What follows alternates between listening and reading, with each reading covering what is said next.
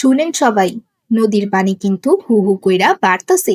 বন্যার পানি আসার আগেই আমাগো দ্রুত নিরাপদ জায়গায় বা আশ্রয় কেন্দ্রে চইলা যাইতে হইব। কিন্তু ঘর বাড়ি সাইরা কই যাব মিনা? যান বাঁচানো আগে কাকা।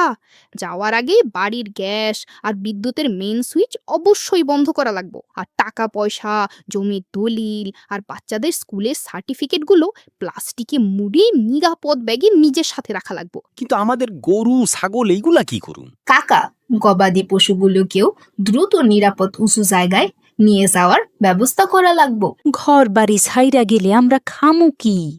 খাওয়ার জন্য আমাদের শুকনো খাবার যেমন মুড়ি, চিড়া, গুড় আর চিনি পলিথিনে ভরে ব্যাগে ভরে নিতে হইব।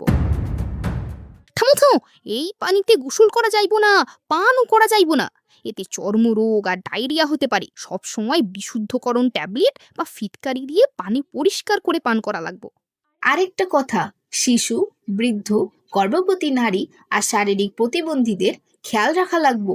শিশুরা যেন কোনোভাবেই পানিতে খেলতে না নামে, মেলা বিপদ হইবার পারে। বিশুদ্ধ পানি, নিরাপদ জীবন। বিশুদ্ধ পানি, নিরাপদ জীবন।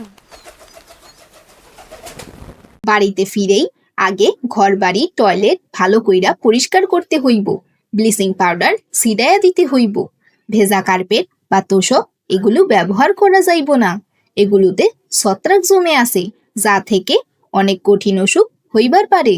মনে রাখবেন, এই বিপদের সময় আমাদের একে অপরের দিকে হাত বাড়িয়ে দিতে হইব। সবাই মিলে কাজ করলে আমরা এই ক্ষয়ক্ষতি কাটিয়ে উঠতে পারবো।